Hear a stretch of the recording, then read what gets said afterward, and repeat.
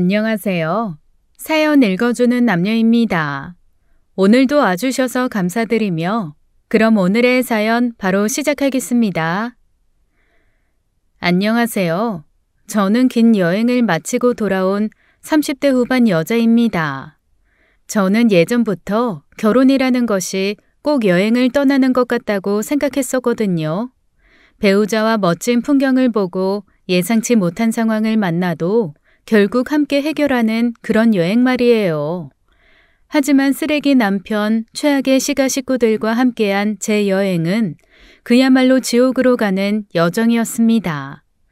지금부터 청취자분들께 제 짧은 결혼 생활 썰을 풀어보려고 해요.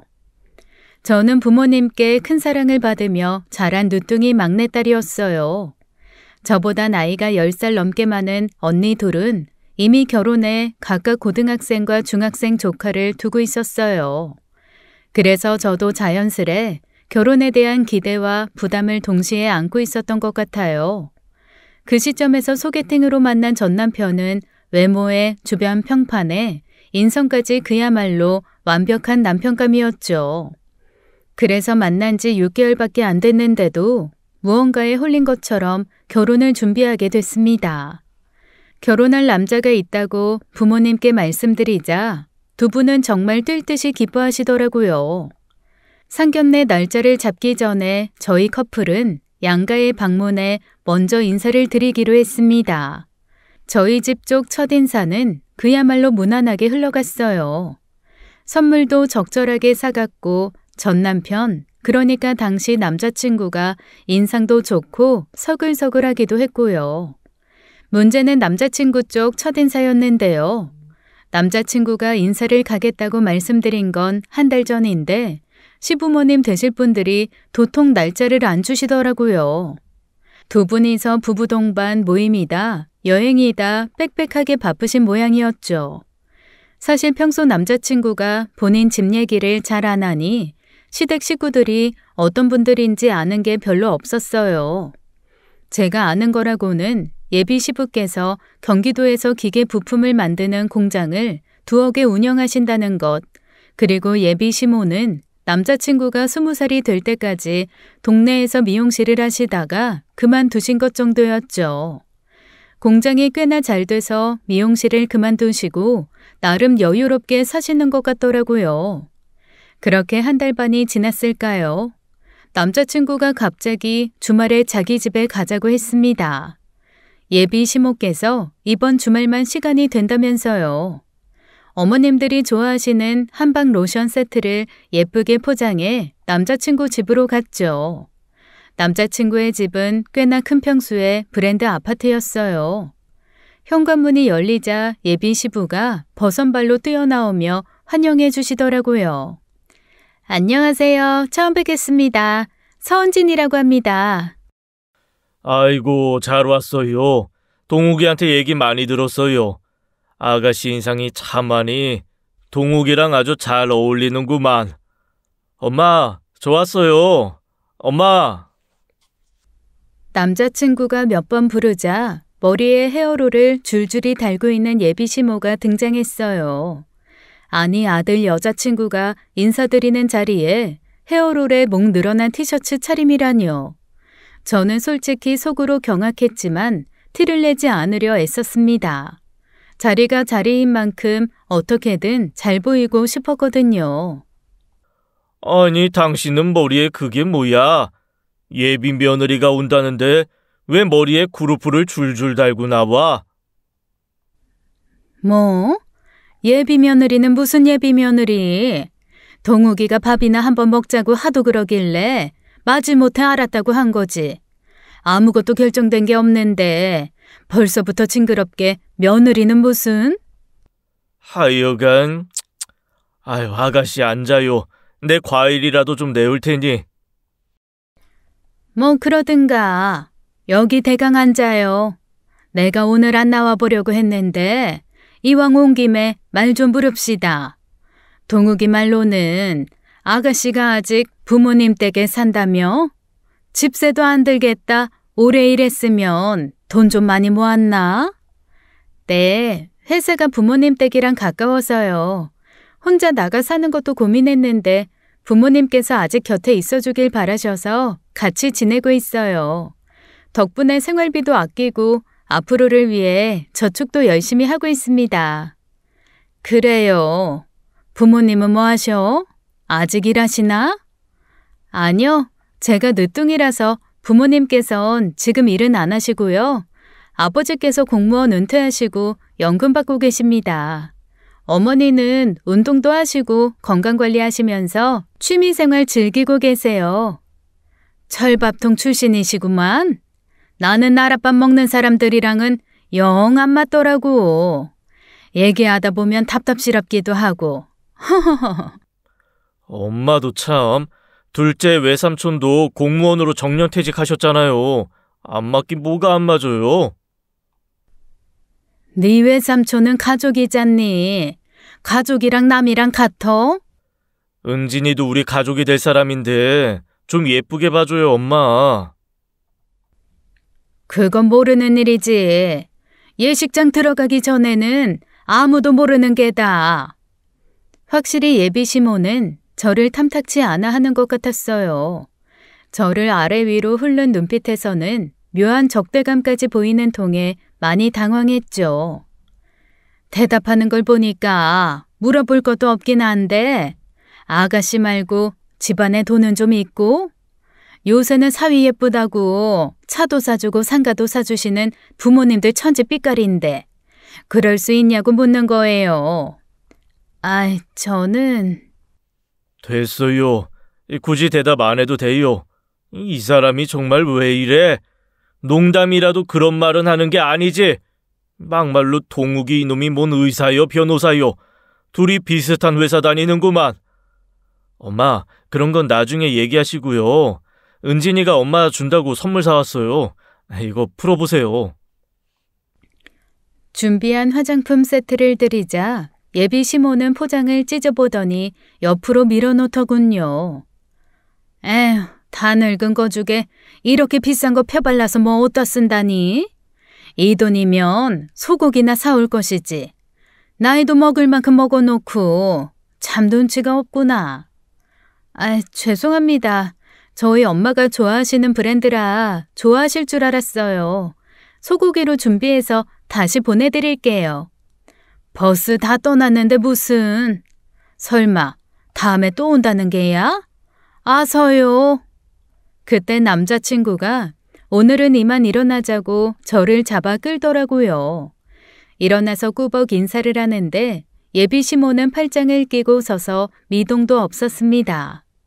예비 시부만 배웅을 해주시며 만난 거 사 먹으라고 급하게 용돈을 주시더라고요. 밥 한 끼 대접해야 하는데 너희 엄마가 오늘 기분이 영 아닌 것 같아서 미안하다는 말과 함께요. 그날 남자친구는 운전을 하면서 연신 미안하다는 말을 반복했습니다. 은진아, 정말 미안해.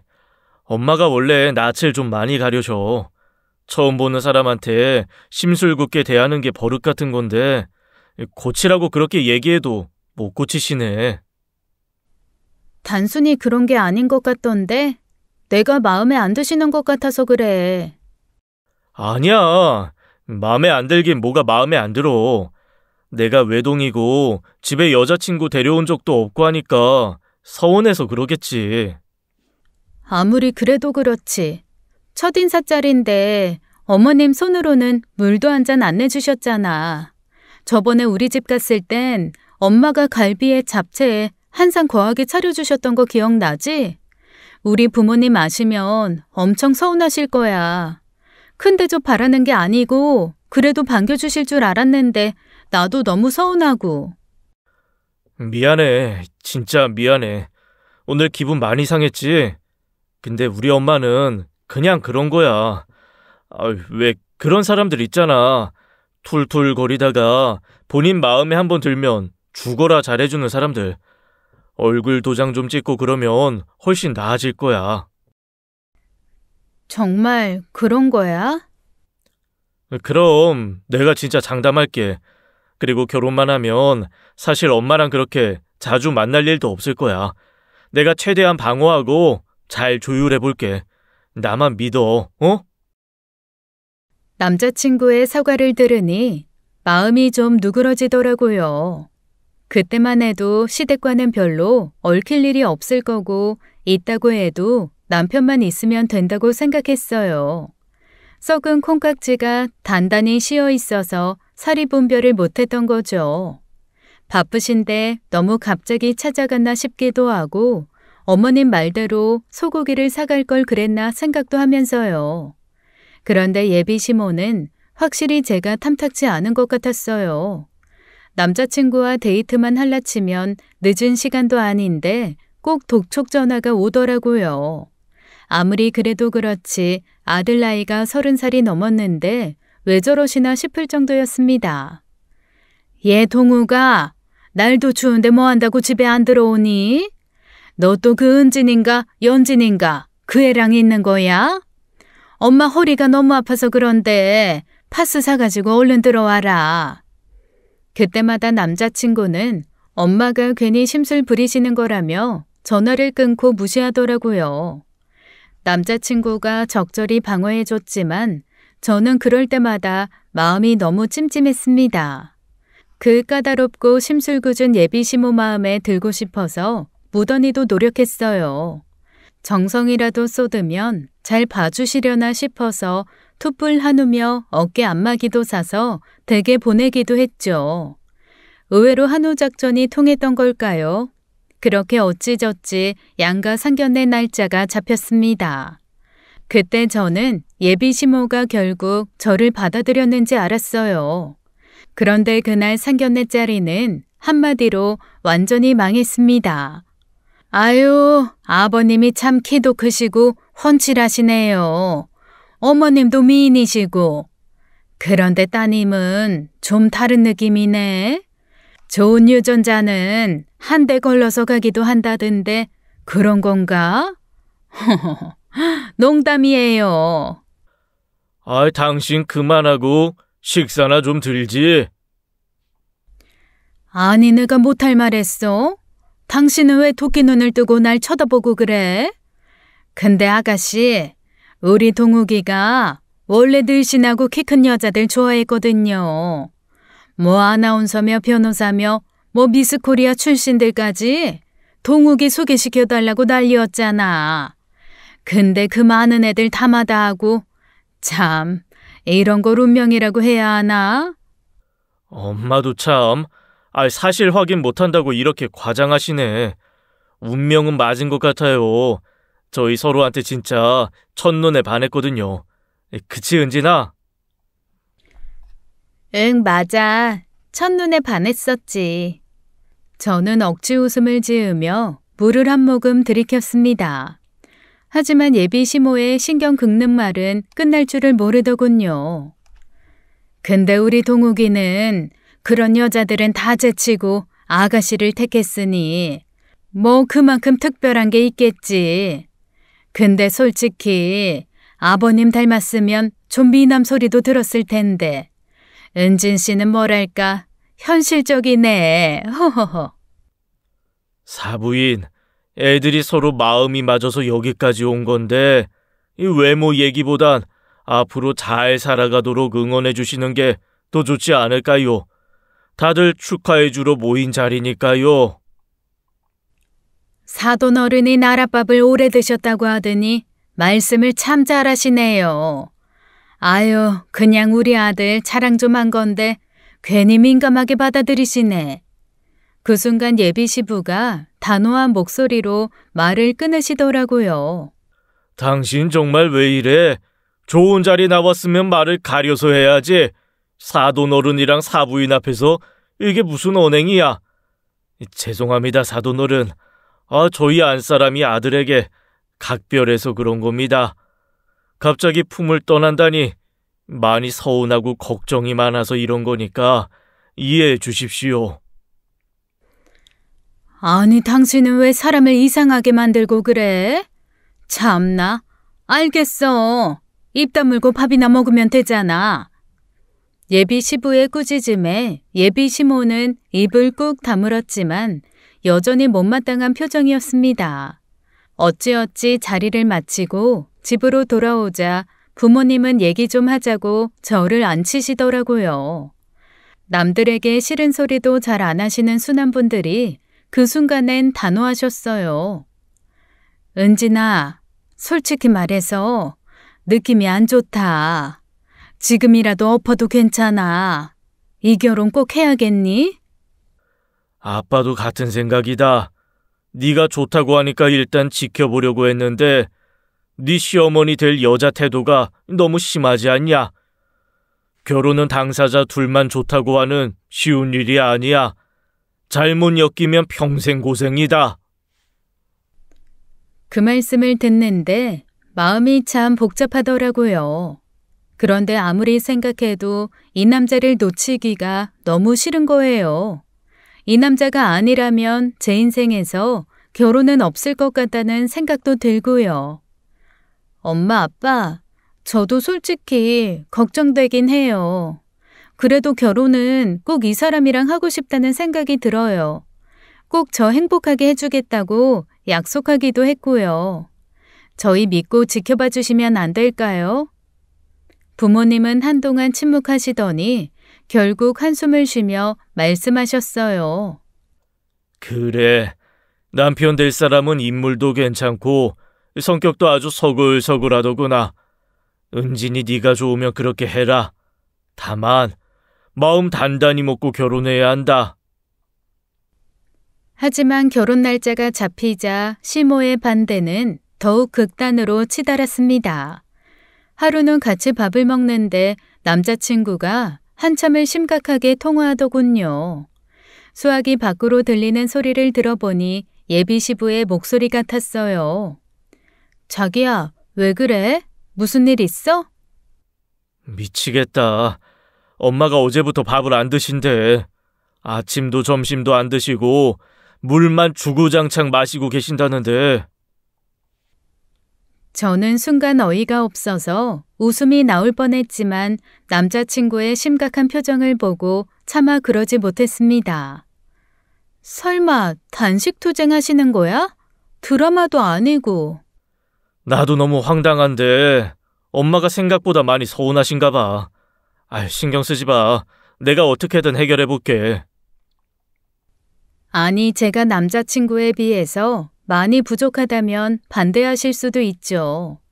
하지만 아무리 생각해도 외모며 집안이며 학벌이며 제가 더 나으면 나았지 절대 꿀리진 않거든요. 그런데도 예비 시모는 무슨 지령이라도 받은 것처럼 저를 미워했어요. 심지어 남자친구도 예비 시모가 왜 이렇게 저를 싫어하시는지 영문을 모르고 있었습니다. 결국 남자친구는 사흘을 내리 굶었다는 예비 시모의 죽는 소리에 큰 소리를 내더라고요. 엄마, 제발 그만 좀 하세요. 저 이 여자 아니면 저 평생 결혼 안 하고 혼자 늙어 죽을 겁니다. 손주 보고 싶다고 하셨죠? 꿈도 꾸지 마세요. 엄마가 반대하셔도 저 은진이랑 평생 연애하면서 살 거니까요. 이제 속이 후련하세요? 자식 이기는 부모 없다고 하던가요? 남자친구의 단호한 태도에 시어머니는 결국 사흘 만에 밥숟가락을 떴다고 하시더군요. 그리고 문자 한 통을 보내셨어요. 네 뜻은 잘 알겠으니 어디 마음대로 해봐라. 은진아, 이것 봐. 엄마도 허락하셨어. 거 봐. 내가 알아서 한다고 했지? 문자 뒤에 니들 잘 사나 두고 보자라는 말이 생략되어 있는 것처럼 보인 건 제 착각일까요? 하여튼 그렇게 우리는 결혼식을 올리게 되었습니다. 결혼 준비는 얼마나 할 게 많은지 정신없이 휘몰아치더니 어느새 식장에서 걸어 나오고 있더라고요. 결혼 후 저는 시어머니와 잘 지내보려고 무던히 노력했어요. 가족 모임이 있는 날이면 좋은 식당을 예약하고 생신 때는 멋진 선물을 준비했죠. 안마기, 등산화, 심지어 강아지 옷까지 어머님이 좋아하실 만한 건 뭐든 골랐어요. 하지만 제가 노력할수록 시어머니의 구박은 더 심해졌습니다. 뭐만 하면 트집 잡고 대놓고 무시하는 말씀을 하시더군요. 아유, 너는 어쩜 행동이며 말투 하나 그렇게 가식적이니? 그리고 참 센스하고는 우리 까망이는 이렇게 촌스러운 옷 안 입어. 됐다. 다시 가져가서 환불이나 해라. 결국 저는 시모에게 잘 보이려는 마음을 접기로 했습니다. 아무리 노력해도 씨알도 안 먹히는데 감정을 계속 낭비하고 싶지 않았거든요. 여보, 나 이제 그만할래. 내가 무슨 죄인이야? 잘못한 게 아무것도 없는데 왜 이렇게까지 미움받아야 돼? 은진아, 너 할 만큼 했어. 그만해도 돼. 엄마한테 잘 보이려고 억지로 애쓰지 말고 최소한의 자식돌이만 하자. 그렇게 저는 그 유별난 시어머니와 친해지는 걸 포기했습니다. 시모는 그렇게 까탈스럽게 굴면서도 필요한 게 있으면 넌지시 말씀하시더라고요. 예, 요즘 날씨가 추워서 밖에만 나갈라 치면 발이 너무 시려워. 겨울 부츠 하나 장만해야 하는데 괜찮은 브랜드로 하나 사봐라. 넌 젊으니까 그런 거 잘 알잖아. 예전 같으면 얼른 사다 드렸겠지만 이젠 더 이상 그럴 마음이 없어졌어요. 그래서 웃으면서 단호하게 대답했죠. 어머님, 제가 미적 감각도 없고 센스도 부족해서요. 앞으로는 직접 사시는 게 좋을 것 같아요. 아니, 너는 애가 뭐 이리 극단적이냐? 그냥 적당히 사주면 되는걸? 엄마, 은진이가 뭐 사오면 별로라고 안 쓰시잖아요. 앞으로 그런 거 사드리지 말라고 했어요. 우리도 이제 안 할게요. 시어머니는 더 이상 할 말을 잃으셨고 그날 저는 속이 다 시원했어요. 결혼 초기엔 잘 보이려고 정말 애썼지만 어느새 깨달은 거죠. 아무리 노력해도 바뀌지 않는 관계라면 그 노력은 멈추는 게 답이라는 걸요. 그렇게 결혼한 지 1년이 지났을 무렵 명절을 앞두고 저는 시댁에 가서 시모를 도와 음식을 준비하고 있었습니다. 명절 준비는 늘 바쁘고 정신이 없긴 했지만 그날 시모의 행동은 평소와 달랐어요. 뭐랄까 엄청나게 불안해 보였거든요. 애호박을 썰다가도 갑자기 손을 멈추고 한숨을 쉬고 전을 뒤집는 걸 까먹어서 까맣게 다 태워먹기도 했습니다. 그러면서도 틈틈이 저를 구박하시더라고요. 예, 너는 전 타는 냄새가 나면 후딱 와서 뒤집어야지 왜 이걸 다 타게 만들어? 어머님, 저는 한쪽에서 산적 양념하느라 전 올리셨는지도 몰랐어요. 바쁘시면 말씀을 하시지 그러셨어요. 뭐야? 지금 말대꾸 하는 거야? 얘가 진짜 시아버지랑 남편이 네 편 들어주니까 아주 의기양양해져선 이제 시어머니랑 맘먹으려고 드네. 한참 잔소리를 하시다가 전화가 울렸는데 시모 얼굴이 창백해지더니 급하게 받더라고요. 수화기 넘어 들려오는 걸쭉한 남자 목소리에 대체 무슨 일인가 싶어서 신경이 쓰였어요. 통화를 마치고 돌아온 시모는 창밖을 힐끔거리기 시작했습니다. 어머님, 무슨 일 있으세요? 피곤하신 것 같아요. 예, 네가 신경 쓸 일 하나 없다. 입 다물고 거기 산적이나 약불로 살살 붙여라. 넋놓고 있다가 양념 태워 먹지 말고. 미심쩍은 시모의 태도에 기분이 찜찜했지만 딱 잡았대니 더 파고들 방법은 없었죠. 그렇게 명절을 쇠고 며칠 후였어요. 시부의 부탁 때문에 남편 없이 혼자 시댁에 들렀습니다. 최근에 허리를 삐끗하셔서 도수치료며 물리치료를 받고 있는데 실비용 서류를 정리해달라는 부탁이었어요. 아버님은 이렇게 문서 정리를 핑계로 저를 불러서 소소한 용돈을 챙겨주시곤 했습니다.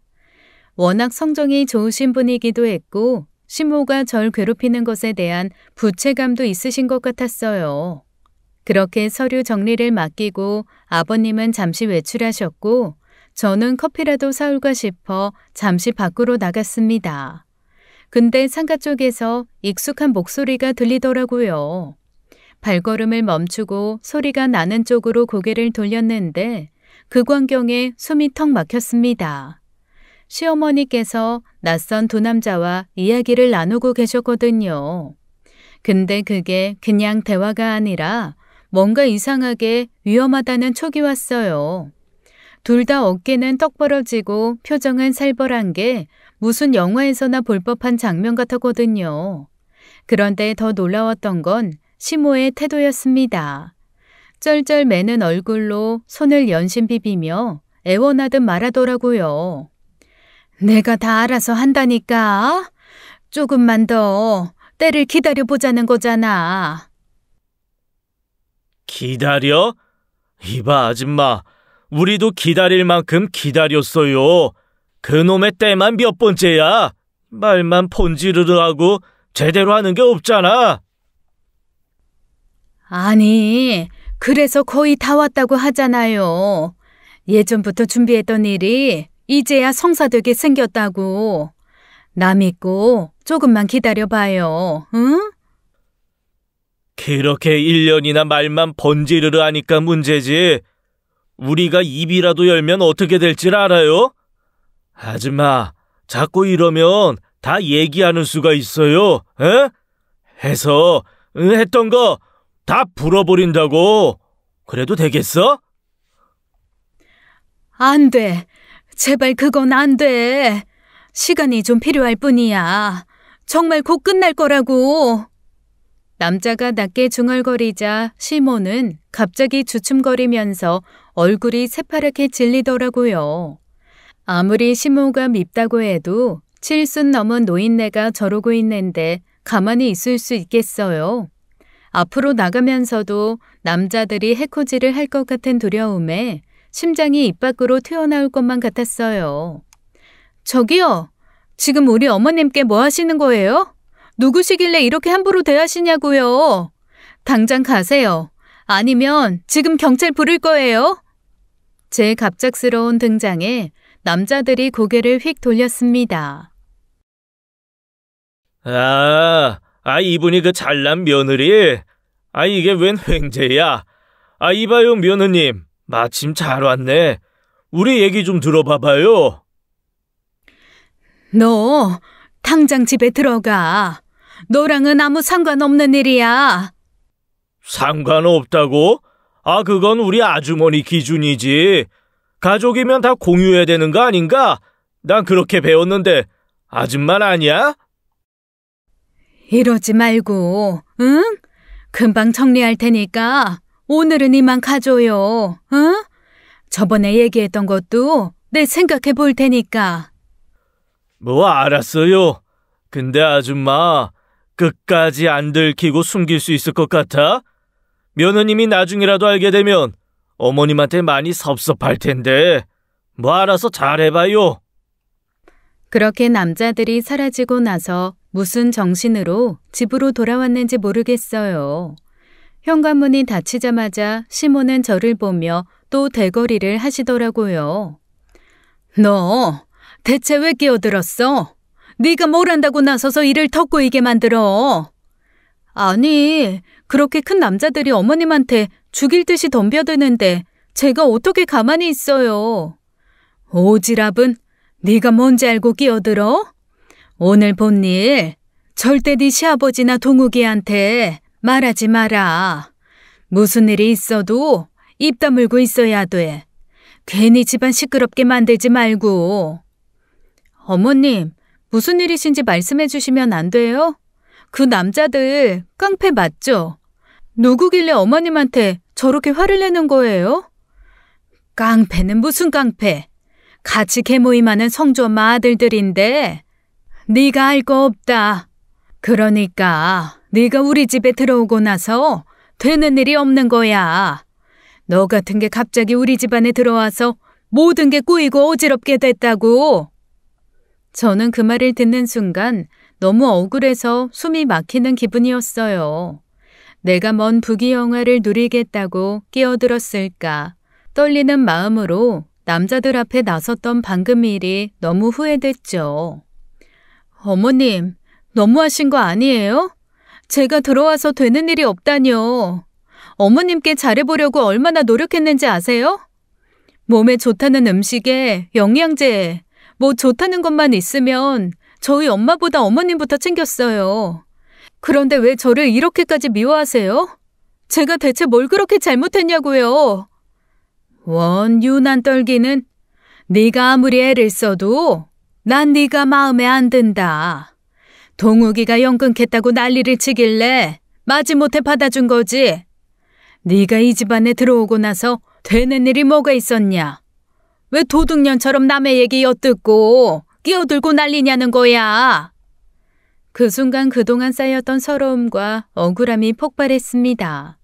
왜 짖지도 않고 순한 개들은 여기저기 잡아뜯기기만 하잖아요. 지랄견은 안 건드리는 게 상책이란 걸 이제 보여줄 때였죠. 저는 귀를 감싸고 냅다 소리를 질러버렸습니다. 으악! 얘가 왜 이래? 야, 너 미쳤니? 왜 이래? 어머님, 저도 사람이에요. 이런 소리 들으려고 결혼한 거 아니에요. 제가 아무리 노력해도 이렇게 계속 미워하실 거면 저도 그만할게요.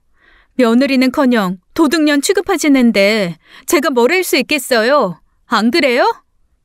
그렇게 저는 시모를 똑바로 보면서 소리쳤어요. 연애부터 결혼까지 그동안 묵었던 감정이 본물 터지듯 제어가 안 되더라고요. 시모가 당황한 기색으로 저를 바라봤지만 저는 멈추지 않았습니다. 얘가 완전 미쳐가지고 지금 누구한테 큰 소리야? 제가 지금까지 이 집 며느리니까 선의로 도와드린 게 뭔지 아세요? 보험료 청구며 종합소득세 신고며 귀찮고 돈도 안 되는 상가 관리며 그런 거 저 찾지 마시고 앞으로 다 어머님이 알아서 하세요. 아니 그게 며느리로 생각 안 하시니까 도둑년이 달마다 보내드리는 용돈도 필요 없겠네요. 이제부턴 어머님이 원하는 대로 해드릴게요. 어머님 아버님 생신이며 잡일들도 그렇게 사랑하시는 아들만 보낼 테니까 마음대로 하시라고요. 그게 아무리 그래도 그렇지 주던 돈을 끊는 건 아니지 않겠니? 생각해보니까 내가 좀 심했던 것도 같고 일단 진정하고 응? 이제 정말 어머님이 알아서 하세요. 이게 제 인내심의 한계예요. 더는 못 참겠다고요. 그 말을 끝으로 저는 거실을 빠져나와 현관문을 나섰어요. 등 뒤에서 시모가 뭐라고 말하는 것 같았는데 돌아볼 생각조차 없이 집으로 돌아왔죠. 그렇게 평소와 다름없이 남편과 함께 저녁을 먹고 있는데 갑자기 남편의 전화기가 울리더군요. 그럼 그렇지 전화를 건 사람은 시모였습니다. 여보세요? 엄마, 무슨 일이에요?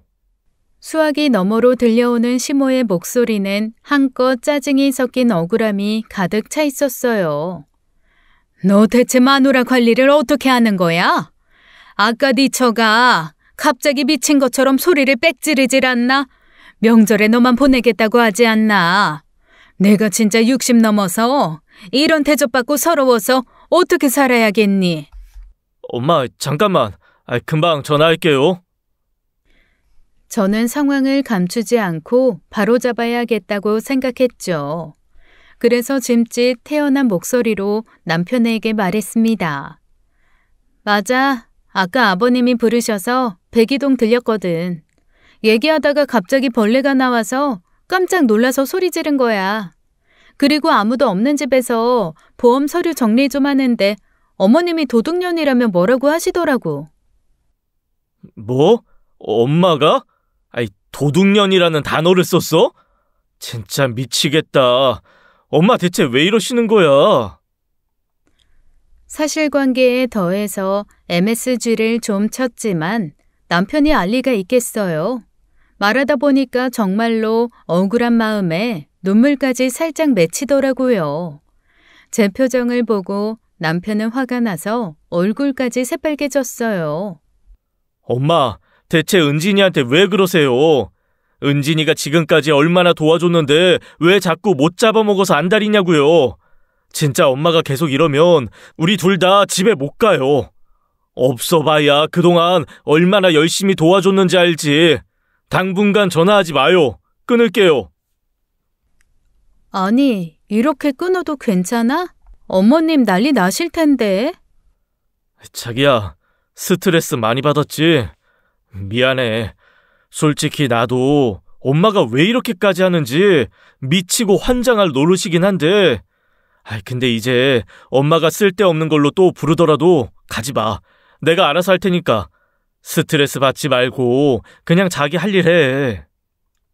그 말에 마음이 조금 풀리더군요. 그러면서도 한편으론 복잡한 기분이 들었습니다. 그래도 아까 있었던 일은 얘기해야겠다 싶더라고요. 저는 아니더라도 남편은 하나뿐인 아들이었으니까요. 알겠어. 앞으로는 진짜 어머님 일에 신경 안 쓸게. 근데 자기야, 아까 어머님 댁에 갔다가 좀 이상한 걸 봤어. 이상한 거? 뭔데? 어머님이 집 밖에서 낯선 남자 2명이랑 만나고 계시더라고. 그런데 분위기가 너무 이상했어. 그 사람들이 어머님을 막 몰아붙이는 것처럼 보였거든. 낯선 남자? 엄마랑 아는 사람들이야? 그건 모르겠어. 말투가 너무 험하고 협박 비슷한 걸 하잖아. 근데 그 사람들이 뭘 말하려고 하니까 어머님이 급하게 입막음하고 끊어버리시더라고. 도대체 뭘 숨기시는 건지 다시 생각해도 촉이 너무 이상해. 개모임 하시는 거 관련된 일인가? 엄마가 워낙 그런 모임 많이 하잖아. 내가 알아볼게. 너는 신경 쓰지 마. 괜히 스트레스 받지 말고. 남편의 태연한 말에 저는 더 묻지 않았습니다. 대체 시모가 왜 그러는 건지 뭘 숨기고 있는 건지 도통 알 수 없었으니까요. 그렇다고 절대 말하지 말라고 단도리를 했는데 물어볼 수도 없는 노릇이었고요. 다행인 건 그날 이후로 수상한 사람이 찾아오거나 하는 일은 없는 것 같더라고요. 그렇게 반년이나 더 지났을까요? 남편이 점점 변하기 시작했습니다. 바쁜 시기에도 칼퇴를 하던 사람이 일주일에 2-3번씩은 늦게 들어오더라고요. 회사가 늦게 끝나니 피곤하고 정신이 없을 텐데 남편은 갑자기 아침마다 운동을 다니기 시작했어요. 원래도 운동을 좋아하고 곧잘하던 사람이었지만 누가 쫓아오는 것처럼 운동을 하는 겁니다. 여보, 요새 운동 진짜 열심히 하네. 바디 프로필 사진이라도 찍으려는 거야? 바디 프로필은 무슨, 관리하는 거지. 남자는 30대부터 와인이래. 지금 제대로 숙성해야 40대, 50대에도 먹히지 않겠어? 어때? 나 몸 좀 좋아진 것 같아? 이상한 건 그뿐만이 아니었습니다. 주말에도 갑자기 급한 일이 생겼다며 외출을 하고 집에 돌아와도 핸드폰을 손에서 놓지 않았어요. 화장실에 갈 때도 핸드폰을 꼭 챙기더니 알림이 오면 몰래 확인하는 모습이 너무 이상했습니다. 그쯤 남편이 코를 너무 골아서 제가 잠을 푹 못 잔다고 각방을 쓰기로 했거든요. 남편은 기다렸던 것처럼 작은 방에 싱글 침대를 새로 들여놓고 자기 방처럼 꾸미기 시작하더라고요. 그러던 어느 새벽 잠결에 들려오는 작은 목소리에 부스스 눈을 떴습니다. 거실로 살금살금 나가보니 남편은 누군가와 작은 목소리로 이야기를 하는 것 같았어요. 남편의 방문을 열자 남편은 노트북 책상 앞에 앉아서 통화를 하다가 깜짝 놀라더라고요. 뭐야? 새벽 2시인데 이 시간에 누구랑 통화해? 상혁이. 회사 이직 고민이 돼서 통화했는데 깼어? 미안. 얼른 다시 들어가서 자. 상혁 씨? 이 시간에? 정말 고민이 많은가 보네. 오랜만에 나도 인사나 할까? 잠깐 스피커폰으로 돌리면 되잖아. 아니야. 너무 피곤해서 막 끊으려고 했어. 상혁아, 내일 통화하자. 와이프가 깨서. 미안. 앞으로 새벽에 통화 안 할게. 그렇게 남편은 허둥지둥 전화를 끊었습니다. 곁눈질로 남편의 핸드폰을 보니 정말로 전상혁 세 글자가 떠 있더라고요. 그쯤 저는 그냥 남편의 말을 믿고 싶었던 것 같아요. 회사 일이 너무 바빠서 야근이 너무 잦기도 하고 다른 걸 생각할 겨를이 없었거든요. 매일 늦은 밤 집에 들어오는 일이 반복됐고 남편과 마주할 시간은 점점 줄어들었거든요. 그런데 주말마다 늦은 밤마다 잠깐씩 마주치는 남편이 점점 낯선 모습을 보이더라고요. 평소 동네 이발소에서 15분 만에 머리를 자르고 돌아오던 사람이 갑자기 20분 거리의 값비싼 바버샵에 다니기 시작했거든요. 여보, 여기 예약하려면 며칠씩 걸린다던데 일반 미용실이랑 바버샵이 뭐가 다르길래? 거기 서비스도 좋고 분위기가 완전 달라. 그냥 머리 자르는 게 아니라 스타일링을 해준다니까. 나도 이제 나이 드니까 좀 꾸미고 살아야지. 어때? 잘 어울리지 않아? 응, 예쁘다. 잘 어울리긴 해. 그러니까 여보도 주기적으로 미용실도 좀 다니고 그래. 머리도 다듬고 영양도 주고 관리를 해야지. 그뿐만이 아니었어요. 평소 머리만 툭툭 털어 말리던 사람이 매일 아침 왁스를 꼼꼼히 바르고 나가는 겁니다. 그걸로도 모자랐는지 샤워를 마치고 열심히 몸에 바디로션을 문지르기 시작하더군요. 여기에 더해 평소 입던 셔츠며 청바지 대신 하나둘씩 브랜드 셔츠랑 슬림핏 바지를 사들이기 시작했어요. 그 옷을 입고 거울 앞에서 돌며 옷매무새를 확인하던 남편은 이제 제게 너무 낯설게 보였습니다. 요새 옷도 많이 사고 신경 쓰는 게 많네. 회사에서 뭐 좋은 일 있어? 아니, 그냥 좀 바뀌고 싶었어. 사람도 꾸미고 살아야지, 자기야. 나 이 바지 어때? 좀 젊어 보이지 않아? 남편 안에 무언가가 달라졌다는 걸 직감적으로 느낄 수 있었습니다. 매일 아침마다 왠지 모르게 다른 사람이 된 듯한 얼굴로 현관문을 나섰죠. 그때부터 저는 남편의 행동 하나하나가 마음에 걸리기 시작했어요. 남편은 항상 저를 감싸주고 시어머니의 갈굼에 단호하게 선을 그어주던 사람이었는데요. 이제는 시모의 말도 안 되는 말에 은근히 힘을 실어주면서 저를 더 불편하게 만들기 시작했습니다. 시모는 시부 생신날마다 항상 전날부터 잔치상 한 상을 차렸는데요. 저는 하루 종일 회사에서 일하고 시댁으로 바로 온 터라 많이 피곤한 상태였어요. 어머님이랑 한바탕 한 이후로는 시댁에 자주 들르면서 잡일은 안 했지만 어떻게 아버님 생신까지 피할 수 있겠어요. 너무 피곤해서 하품을 연신 참고 있는데 시모가 그게 또 거슬렸나 보더라고요. 예, 너는 야근을 그렇게 자주 하면 집안일은 언제 하려고? 남자 혼자 치킨이며 피자며 안 좋은 음식들만 잔뜩 시켜 먹게 하고 동욱이 얼굴 야윈 거 봐라. 어이구. 어머님, 지금 시즌만 일이 너무 많아서 그런 거예요. 한 달만 더 있으면 야근은 거의 없을 거니까 너무 염려 마세요. 근데 이건 객관적으로 봐도 엄마 말이 맞아. 은진이 너 요즘 너무 회사 일에만 매달리는 거 아니야? 여보 알잖아. 우리 회사 이때쯤이면 정신없이 바쁜 거. 이번 달만 지나면 하반기 프로젝트 끝나잖아. 미안해. 조금만 더 기다려줘. 아니 내가 뭐라 그러는 게 아니라 엄마도 걱정하시잖아. 너무 무리하면 건강에도 안 좋고 그리고 요새 음쓰며 재활용이며 그거 내가 다 버리는 거 알아? 아무리 바빠도 집안일도 조금 더 신경 써야지.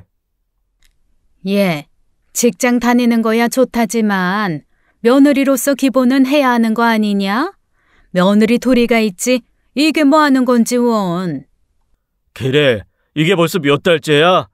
나도 이제 힘들어. 평소라면 이런 상황에서 저를 감싸던 사람이 이제는 시모의 말에 끄덕이는 게 참을 수 없이 서러웠습니다. 그간 제가 직장일을 하면서 집안일도 열심히 하려고 노력한 걸 누구보다 잘 알면서 남편이 이런 식으로 말하는 게 너무 억울했죠. 시모 시선 때문에 그 자리에서는 꾹 참고 집에 와서 남편에게 쏘아붙였어요. 내가 대체 뭘 잘못한 건데? 새벽부터 회사 출근하고 자정에 퇴근하면서 집안일도 안 미루려고 이렇게까지 노력하는데 왜 어머님 편만 드는 거야? 회사 끝나고 상 차리는 거 도와드리러 가는 건 힘들겠다는 생각도 안 해? 내가 뭘 엄마 편을 들었다고 그래. 그냥 객관적으로 봐도 네가 요즘 좀 지나치게 바쁜 것 같아서 한 말이지. 솔직히 너네 회사 야근 너무 잦잖아. 당신 늦게 들어오면 나도 잠 다 깨고 이렇게 피곤하게 사는 거 싫어. 내가 요즘 바빠서 네가 집안일 좀 더 많이 하는 것 같으니까 너무 억울해? 쓰레기 좀 더 버리고 빨래 좀 몇 번 돌린다고? 그거 알아? 대학교 룸메이트들도 한 명이 바쁘면 다른 한 명이 집안 살림 커버해. 근데 우리가 룸메이트보다 나은 게 뭐야? 난 지금도 새벽에 오면 설거지며 빨래 개고 다 해가면서 너 깨지 말라고 샤워도 조심조심 하거든? 그게 아니라 내가 그걸 몰라서 하는 말이 아니잖아. 그냥 네 스케줄 때문에 내 생활 패턴에 지장이 가니까 하는 말이야. 엄마도 당신이 너무 힘들어 보이니까 걱정해서 한 말이고. 걱정해서 한 말? 내가 야근 끝나고 시댁 와서 며느리 돌이니 뭐니 구박하시는 게 걱정이야? 그럼 당신은 내가 회사에서 못 쉬고 집에서도 못 쉬게 하는 게 며느리 돌이라고 생각해? 아니, 그건 아니지. 근데 엄마 입장에서는 걱정하실 수도 있잖아. 며느리가 몇 달을 주구장창 야근만 하는데. 근데 뭐 내가 이렇게 바쁘면서도 당신 집 대소사 챙기고 집안일하고 다 하는데 힘들진 않냐고 한 번을 물어봐 준 적 있어? 그러면서 뭐? 생활 패턴? 와이프 야근하고 집에 들어와서 잠 깨니까 너무 억울해. 야, 서은진, 그 말이 아니잖아. 왜 이렇게 예민하게 굴어? 대화로 충분히 풀 수 있는 일인데. 충분히 대화로 풀고 있어. 예민한 건 당신이야. 내가 잘못한 게 뭐야? 회사 일 열심히 한 거? 아니면 당신 대신 어머님 아버님이 시키는 잡일까지 떠안으려고 노력한 거? 그래. 남들보다 승진 좀 느린 게 대수겠어? 야근이고 뭐고 그냥 대강 일할게. 대신 우리가 지금 생활하는데 필요한 생활비 네 월급으로 충당하자. 그게 무슨 소리야. 내 월급으로 들숨쓰미를 어떻게 감당해. 니네 회사 수당 나오는 거 우리 회사 2배잖아.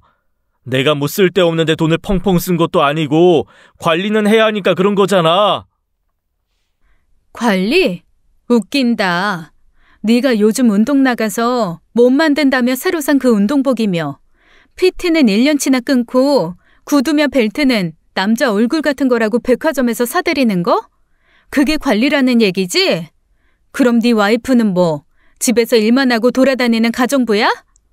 그래, 내가 다 잘못했어. 됐냐? 이제 그만 좀 하자. 하루 종일 회사에서 부대 끼고 와서 집에서까지 싸우기 싫다고. 나도 싸우기 싫어. 근데 당신이 상황을 이렇게까지 만든 거야. 난 회사에서 눈치 보고 시댁에서도 눈치 보고 이제 당신 눈치까지 봐야 되는 거야? 이럴 거면 그냥 나 회사 그만두고 며느리며 아내 노릇에 충실할게. 그럼 좀 만족하겠어? 아니, 그런 말이 아니잖아, 은진아. 누가 너 회사 그만두래? 그런 거 아니잖아.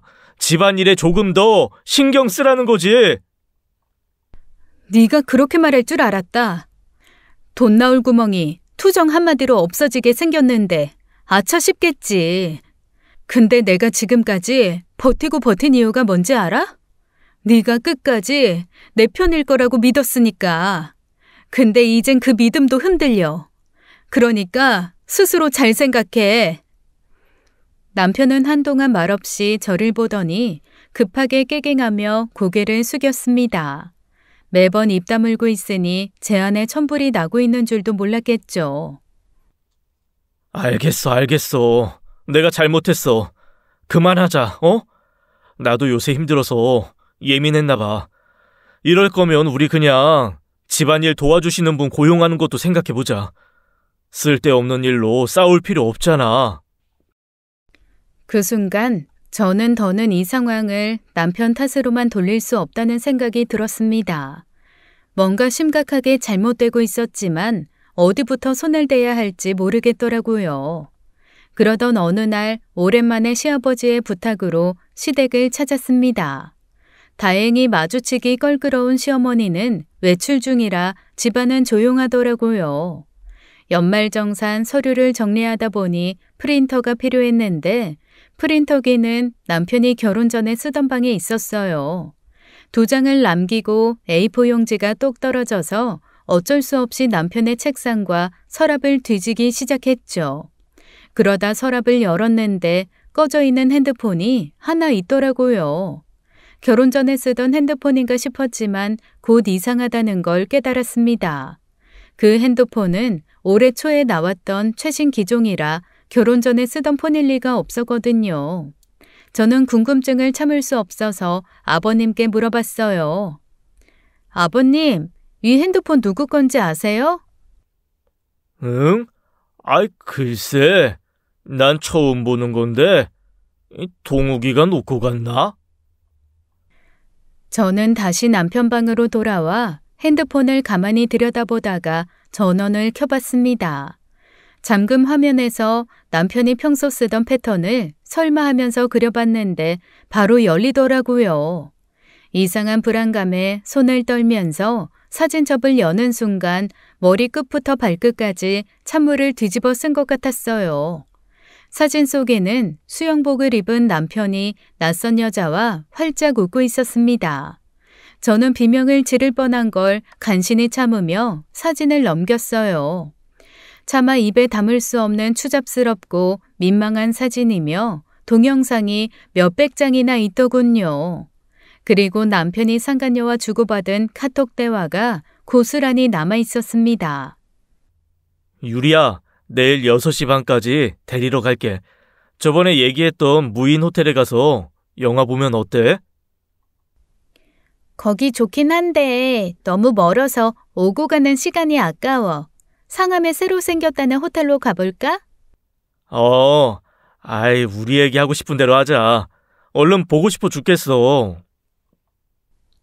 남편은 애정 섞인 메시지에 평소 저한테도 자주 쓰던 웃는 얼굴 이모티콘을 남기고 있었어요. 그 순간 모든 퍼즐이 맞춰지는 기분이었습니다. 남편의 이상한 행동들, 새벽 통화, 헬스장을 다니기 시작한 이유, 심지어 시댁에 들르는 이유까지 이 핸드폰은 상간녀와 외도할 때 쓰는 서브폰이 분명했어요. 퇴근길에 시댁에 들러 이 핸드폰을 숨겨두고 출근길에 들러서 가져갔던 거죠. 시댁과 신혼집은 같은 아파트 단지에 있어 걸어서 5분 거리였으니 충분히 가능했던 일이었습니다. 심장이 두근거리고 손이 떨렸지만 고개를 흔들면서 정신을 차렸어요.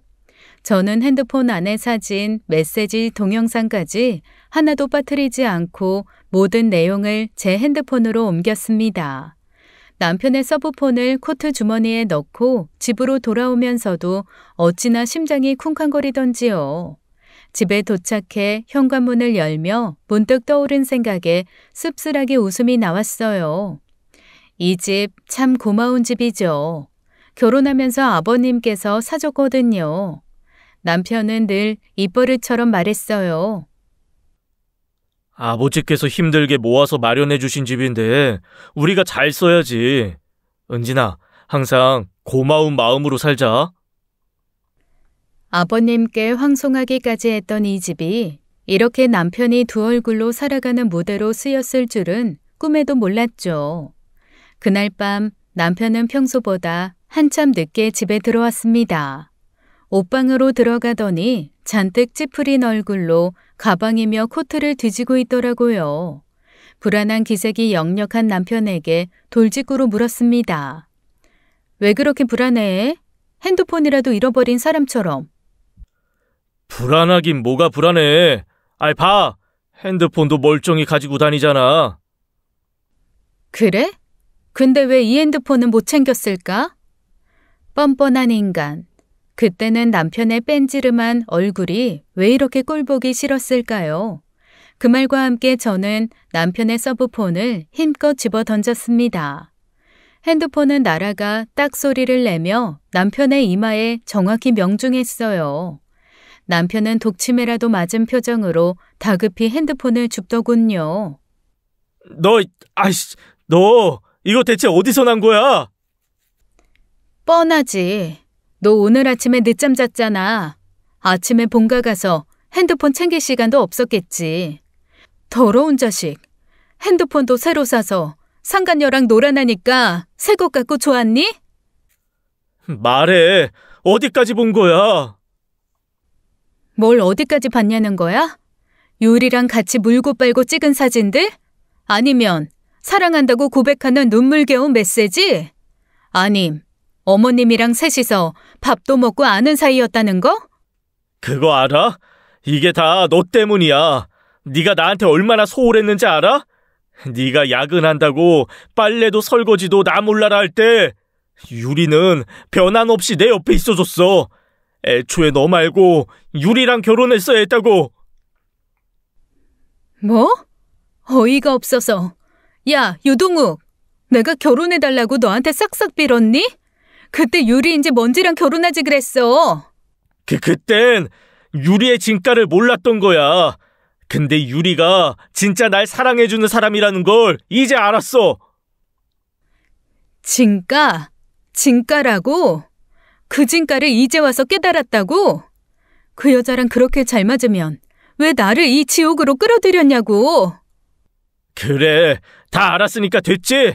이혼하자. 너도 이 꼴 보기 힘들잖아. 깔끔하게 갈라서자, 어? 남편의 입에서 먼저 이혼이라는 단어가 나왔을 때 저는 이성을 잃었어요. 제가 이혼을 해주면 이 두 상간남녀는 좋다고 부더먹을 텐데 누구 좋으라고 이혼인가요? 좋게 합의 이혼할 생각은 추호도 없었죠. 이혼? 지금은 안 해. 누구 좋으라고? 네가 원하는 대로 쉽게 보내줄 것 같아? 꿈 깨. 나 상간녀한테 소송 걸 거야. 한 번으로 끝나는 줄 알아? 2번이고 3번이고 계속 걸 거야. 앞으로도 예쁘게 잘 만나봐. 너희 둘이 호텔을 가든 여행을 가든 상관 안 해. 아니? 오히려 증거 만들어줘서 고맙다고 해야 되나? 뭐? 소송? 이렇게까지 해야겠어? 너 진짜 미친 거 아니야? 이 상황에 안 미치게 생겼어? 두고 봐. 이제 네가 저지른 대가 치러야지. 그 애미의 그 자식이라고 화가 머리끝까지 난 남편은 손까지 번쩍 들고 다가오더라고요. 때려! 손 올려봐. 바로 경찰 불러서 네 인생 더 망치게 만들어줄 테니까. 그 말에 남편은 움찔하며 손을 내렸고 저는 이 틈을 타 시아버지께 전화를 걸었습니다. 아버님 아들이 다른 여자 만나고 있어요. 저 더는 못 참겠습니다. 아버님께서 와주셔야 할 것 같아요. 너 지금 뭐 하는 짓이야? 아버지한테 전화는 왜 해? 실랑이를 하는 사이에 시아버지가 급히 집으로 찾아오셨어요. 저는 황급히 문을 열어드렸습니다. 지금 제정신이냐? 네가 이러고도 인간이야? 은진이가 뭘 잘못했다고 이렇게 배신을 해? 아버지. 그래, 은진아. 내가 잘못했어. 됐지? 근데 지금 이럴 일이야? 그냥 조용히 끝내면 되는 거 아니야? 너 이 자식 그만 못해? 무릎 꿇고 빌어도 모자를 파네. 네 처한테 소리를 질러? 내가 널 이렇게 키웠어? 아버지. 왜 은진이 편만 드시는 거예요? 제 얘긴 듣지도 않으셨잖아요. 들을 필요가 뭐가 있어, 이 못난 놈. 세상 천치 같은 놈. 멀쩡한 지 마누라 두고 다른 여자랑 놀아난 주제에 무슨 편을 바래? 당장 나가! 이 꼴도 보기 싫다. 결국 남편은 짐을 대충 챙겨 집을 나가버리더군요. 거실에 흐르던 침묵을 깨고 시아버지가 입을 여셨습니다. 아가. 은진아, 정말 미안하다. 내가 자식 새끼 하나 제대로 못 키워서 이렇게 네가 고생하는구나. 그 한마디가 가슴 깊이 와닿아 저도 모르게 눈물이 맺혔어요. 시아버지는 고개를 들고 저를 바라보며 말을 이어가셨습니다. 니들 결혼할 때 내가 큰 소리 쳤지. 우리 아들 운진이 너한테 잘할 거라고. 그런데 내가 그 약속을 못 지켰다. 얼른 집 비밀번호 바꾸고 그놈이 싹싹 빌어도 절대 다시 들이지 마라. 만약 네가 용서할 생각이 있다 해도 나는 절대 허락 못하겠다. 상간녀 소송을 걸든 이혼을 하든 네가 원하는 대로 살아. 아버님.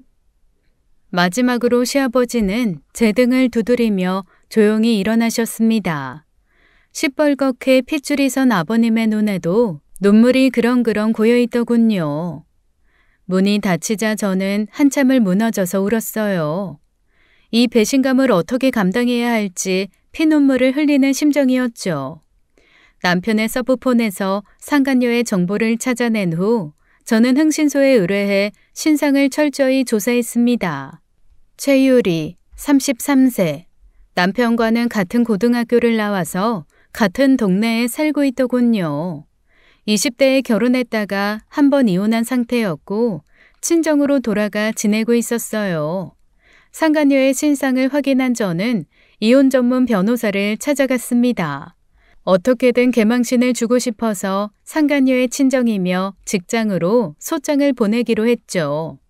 그렇게 소장이 전달된 지 얼마 되지 않아 남편에게 전화가 걸려왔어요. 남편은 분노에 가득 찬 목소리로 따지기 시작했습니다. 너 미쳤어? 유리네 본가에 이혼 소장을 보냈다고? 지금 유리 부모님한테 머리채 잡히고 난리 났어. 네가 바라던 게 이거야? 무슨 생각이냐고? 니들이 내 삶을 망쳤으니까 똑같이 갚아주는 거야. 그 여자가 머리채를 잡히든 두들겨 맞든 내가 그것까지 신경 써야 돼? 그냥 조용히 이혼하면 안 돼? 이렇게까지 해서 대체 뭘 얻으려고 그래?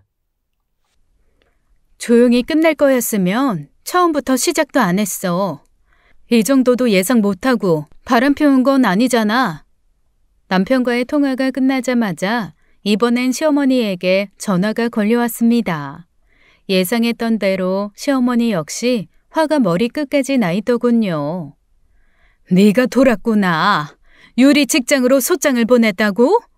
온 동네에 너 모자란 거 광고하려고 아주 작정을 안 겠냐? 어머님, 이제야 전화하시네요. 어머님은 그 여자랑 바람난 거 알고 있었죠? 어머님이랑 셋이 알콩달콩 사진도 찍으셨더라고요. 제가 그 여자보다 마음에 안 차서 그렇게 구박하셨어요?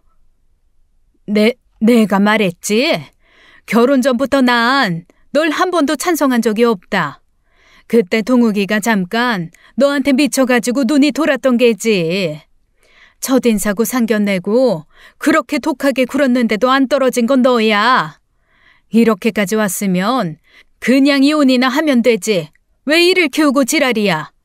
너 같은 년이 이 집안에 들어온 뒤로 되는 일이 하나도 없어. 시어머니는 이제 막 나가려는 생각인지 쌍욕까지 쏟아내며 막무가내로 굴었습니다. 더는 참을 수 없던 저는 곧바로 시댁으로 향했어요. 도착하자마자 남편이 밥상머리에 앉아있는 걸 보고 어이가 없어 웃음이 나오더군요. 집을 나가겠다는 사람이 고작 부모님 댁으로 들어와서 밥이나 처먹고 있다뇨. 여기서 뭐 하는 거야? 집 나가서 고작 여기로 들어왔어? 그럼 어디로 가겠어? 여기라도 와 있어야지. 동네 시끄럽게 뭘 또 여기까지 온 거야? 남들 다 아는 이혼인데 조용히 할 것이지. 왜 너만 유난이냔 말이야. 조용히요? 그놈의 조용히. 여기서 어머님이 제일 시끄러워요. 대체 왜 상간녀 편만 드시는 건데요? 왜 그 두 년놈들이 바람피는 걸 눈 감아 주셨냐고요? 편은 무슨 편? 애초에 네가 이 집안에 들어와서 악재만 생기는 거야. 시어머니와 남편과 말다툼을 벌이던 중 갑자기 초인종이 울렸습니다. 문이 열리자 시어머니 또래로 보이는 여자가 젊은 여자를 데리고 들어오더군요. 얼굴이 하얗게 질린 젊은 여자를 본 순간 저는 바로 알아차렸어요. 남편의 서브폰에 있던 사진 속 얼굴, 호리호리한 몸매에 긴 머리, 남편의 상간녀였습니다. 상간녀는 다급하게 제 엄마의 팔을 붙잡고 필사적으로 말리더라고요. 아주머니, 여긴 어떻게... 참, 여긴 어떻게 왔냐고? 일을 이 지경으로 벌려놓고도 그 말이 나와? 엄마 하지 마, 제발. 여기서 이러지 마. 최유리, 넌 입 다물어. 네가 이런 놈이랑 엮여서 내 속을 얼마나 뒤집어놨는지 알아? 야, 이 자식아. 네가 내 딸 인생을 이렇게 망쳐놓고 밥이 넘어가냐? 응? 등 따숩게 편히 살 생각이 나디? 그러더니 다짜고짜 남편의 멱살을 잡고 욕설을 퍼부으며 마구잡이로 얼굴이며 등을 때리기 시작하더군요. 남편은 어느새 바닥에 나동그라져서 여자의 발길질을 막고 있었어요. 왜 이러세요? 네가 내 딸 꼬셔서 이렇게 만들었으면 책임을 져야지. 유부남 주제에 멀쩡한 우리 애를 왜 건드려? 왜? 엄마 제발 그만해. 왜 오빠를 때려? 내가 다 수습한다고 했잖아. 하지 마. 이 정신 나간 거사. 네가 수습할 수 있어서 지금 이 꼴이야? 너 똑바로 정신 차려. 이딴 허접 쓰레기 같은 놈이랑 뭘 어쩌겠다고. 유리 엄마, 진정해요. 이왕 이렇게 된 거 이혼 잘 마무리하고 유리랑 동욱이 결혼시키면 다 해결되는 거 아니야. 그래서 이놈이랑 우리 유리를 결혼까지 시키자고? 지금 제정신이야? 내 딸 한 번 당한 것도 모자라서 2번 망하라는 거야? 아니 어차피 유리도 이혼 한 번 했잖아. 이혼남 이혼녀 만나면 공평한 거지 뭐가 문제야? 그 말에 상간녀의 어머니는 시모를 바라보더니 다짜고짜 손을 들어 시어머니의 뺨을 갈겼어요. 철썩.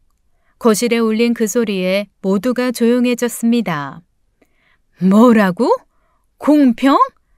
야, 이 멍청한 여편네야. 네 잘난 아들 결혼 전에 내 딸이랑 이어주자고 했지. 결혼해서 멀쩡한 가정 있는 남자면 얘기가 다르잖아. 당신 다 알고 있었다며? 왜 안 말리고 부추겼어? 왜 일을 이 지경까지 만들었냐고? 아니 그건 애들이 서로 좋아한다니까 굳이 안 말린 거지. 내가 무슨? 최유리, 당장 이분 앞에서 무릎 꿇고 제대로 사과해. 죄송합니다. 정말 죄송해요. 상간녀가 무릎을 꿇고 싹싹 비는 모습을 황망하게 쳐다보고 있는데 제 손에 버석거리는 게 잡혔습니다. 상간녀의 엄마가 어느새 다가와 제 손에 명함을 한 장 쥐어주더군요. 박정의 회계사 사무실의 대표였어요. 자식 새끼 잘못 키운 지금 상황에서 정말 못할 말이지만 어미로서 책임은 져야 한다고 생각해요. 곧 연락드리겠습니다. 그럼. 아니 이렇게 자기만 쏙 빠지면 어떡해? 애들이 서로 좋다는데 왜 어렵게 가려고 하냐고. 이 여편네가 아직도 정신을 못 차렸네? 당신 정신 좀 차려. 지금 당신 아들이랑 내 딸이 평생 상간남녀로 낙인 찍히게 생겼는데 그런 말이 나와? 나는 이미 각오했어. 당신도 망신당할 각오해. 뭐라고? 야 박정혜, 어디가? 당장 안 들어와? 아이고, 우리 불쌍한 동욱이 어떡하나. 다 망했어. 망했다고. 상간녀 모녀가 뒤도 안 돌아보고 나가자 시모는 갑자기 주저앉더니 엉엉 우는 소리를 하기 시작했어요. 저는 참담한 심경으로 엉망이 된 집을 빠져나왔습니다. 최유리의 이혼부터 학교 선후배 사이, 둘 사이를 묵인한 어머님까지 머릿속이 엉망이었어요. 그렇게 며칠이 지나고 집 근처 카페에서 다시 만난 최유리의 어머니는 한숨을 내쉬며 입을 열었습니다. 저기, 어떻게 해도 상처가 쉽게 아물지 않을 거라는 거 알아요. 하지만 어미로서 진심으로 사죄드리고 싶은 마음에 이렇게 불렀어요. 위자료는 제가 책임지고 드릴 테니까 부디 소송만은 취하해 주시면 안 될까요? 제 딸이 저지른 큰 잘못인 걸 인지하고 그에 따른 벌은 충분히 받게 하겠습니다. 애초에 유리가 동욱이 좋다고 따라다닐 때부터 말렸어야 하는 건데. 유리 씨가 따라다녔다고요? 언제부터요? 두 사람 고등학교 선후배 사이예요. 유리가 동욱이를 많이 좋아했죠. 나도 한때 그 자식을 사윗감으로 욕심낸 건 사실이에요. 유동욱 그놈이 번듯하게 껍데기는 잘생기고 괜찮은 회사 들어가서 집 밥벌이는 하니까요. 근데 동욱이가 유리를 동생으로만 보니까 유리도 홧김에 지 좋다는 남자랑 결혼해버렸던 거죠. 유리가 못 살겠다며 6개월 만에 이혼할 줄 누가 알았겠냐고요. 저는 꿈에도 몰랐어요. 그냥 같은 학교 나와서 원래 아는 사이겠거니 생각했는데. 아는 사이요? 아, 참. 맞아요. 같은 학부모회에서 만나서 10여 년 넘게 가족 모임도 하고 나름 친하게 지냈었는데요. 몇 년 전쯤인가 당신 시어머니라는 여자가 갑자기 1억을 빌려달라고 합디다. 어떻게든 둘이 결혼하도록 밀어보겠다. 둘이 결혼하면 갚겠다고요. 근데 동욱이가 그쪽이랑 결혼하면서 그 약속은 없던 일이 됐죠. 그 말을 듣는 순간 머릿속에서 모든 퍼즐 조각이 맞춰지는 기분이었습니다. 그동안 시모가 이유 없이 저를 미워했던 이유도 남편과 상간녀의 관계도 모두 설명이 됐어요. 당시 시모는 돈이 필요해서 남편을 급히 결혼시키려고 했던 겁니다. 하지만 남편은 당시에 최유리를 사랑하지 않았고 엄마의 등살이 싫어 저랑 빨리 결혼을 서둘렀던 거였죠. 그러니까 시모 입장에서는 최유리가 유일한 탈출구였는데 갑자기 굴러온 저를 얼마나 치워버리고 싶었겠어요. 더 충격적인 사실은 상간녀 어머니가 털어놓은 시모의 비밀이었습니다. 그거 알아요? 나도 이 상황에 너무 이상해서 사람을 좀 써서 알아봤거든요. 당신 시어머니 불법 인터넷 도박에 아주 미쳐 있어요. 2년 전쯤 거액을 잃는 바람에 모았던 돈 다 날리고 사채까지 손댔답니다. 그때부터 계속 그 빚에 쫓기다가 돈 나올 곳이 도저히 없으니까 다시 둘을 이어주려고 일부러 유리를 부추긴 모양이에요. 한심한 여자. 인터넷 도박이라고요? 저는 잠시 말을 잇지 못했습니다. 시모를 찾아왔던 수상한 사람들은 바로 사채업자였던 거였죠. 저는 며칠의 고민 끝에 상간녀의 어머니로부터 위자료를 받고 상간녀를 상대로 한 소송은 취하했습니다. 어차피 법적으로 정해진 상한 금액이 있으니 돈이라도 왕창 받고 끝내자는 마음이었어요. 하지만 제 마음속 분노가 완전히 가라앉은 건 아니었어요. 그 와중에도 남편이란 한심한 작자는 술 처먹고 전화해서 자기가 뭘 잘못했냐고 꼬장을 부리더라고요. 즐길 거 다 즐기고 막상 걸리니까 억울하다 싶어? 어림도 없어. 나 끝까지 갈 거야. 너 진짜 이렇게 무서운 사람이었어? 야, 서은진, 그거 알아? 너랑 결혼한 건 내 인생의 가장 큰 실수야. 잘 됐네. 나도 그런데. 피차 실수니까 얼른 해결해보자. 유리는 5천 주던데 넌 얼마 줄래? 뭐 5천? 네가 집에서 딱 버티고 안 나오는데 갑자기 그런 돈이 어딨어? 5천 만들면 연락해. 아니면 패소하고 회사에서도 동네에서도 평생 멍청한 상간남으로 낙인 찍히던가. 야! 이씨! 얼마 후 저는 시아버지를 만나 모든 이야기를 털어놓았습니다. 그리고 며칠 뒤 시아버지에게 전화가 왔어요. 청천벽력 같은 소식과 함께 말이죠. 예, 나도 오늘 이혼 서류 써서 제출했단다. 여기는 내가 알아서 할 테니 너는 네 할 일을 하거라. 네? 이혼 서류요? 어머님은 뭐라고 하시던가요? 네 시엠이란 여자 그동안 짓 도박 빚이 무려 3억이란다. 지금 순순히 이혼 안 하면 재산 분할이고 뭐고 없이 불법 도박에 사기죄로 고발한다니까. 지레 겁먹고 물러나더구나. 사채업자한테 쫓기든 말든 이제 딱 연락 끊으련다. 이 고약한 여편네. 그렇게 시어머니는 이혼당해 집에서 쫓겨났습니다. 가방 하나만 들고 내쫓겨서 혼자 사시는 이모님 집에 갔다고 했어요. 이제 남이니 더 이상 제가 알 바는 아니었죠. 그 고약한 시모가 가만히 있었냐고요. 딱 한 번 새벽에 전화가 한 통 왔었습니다. 네 년이 멀쩡했던 우리 가족 다 망쳤어. 너만 없으면 우리 동욱이도 유리랑 결혼해서 행복하게 잘 살았을 거라고. 이 악마 같은 년, 전화기 너머에서 들려오는 욕설과 울음소리는 차마 들어줄 수 없을 정도였죠. 저는 아무 대꾸도 하지 않고 전화를 끊은 뒤 차단 목록에 시모 번호를 추가했습니다. 그날 밤 저는 남편과 살던 신혼집을 빼기로 결심했어요. 가구 하나하나마다 더러운 추억이 담긴 이곳에 1분 1초도 있기 싫었거든요. 이사 전날 시아버지께서 마지막으로 전화를 주셨습니다. 내가 이런 말을 할 자격이 있을지 모르겠지만 너는 내게 정말 고마운 사람이었다. 그동안 우리 집안 때문에 얼마나 힘들었을까 싶어서 미안한 마음이 크다. 나는 너를 며느리가 아니라 친딸처럼 생각했어. 은진이 네가 잘 살아주길 바란다. 정말로. 아버님, 정말 감사합니다. 그리고 죄송해요. 제가 끝까지 잘해드리지 못해서. 그런 말 하지 마라. 네가 그동안 얼마나 있었는지 나는 알지 않니? 이제 너만을 위한 삶을 살아라. 다 잊고 행복해져야지.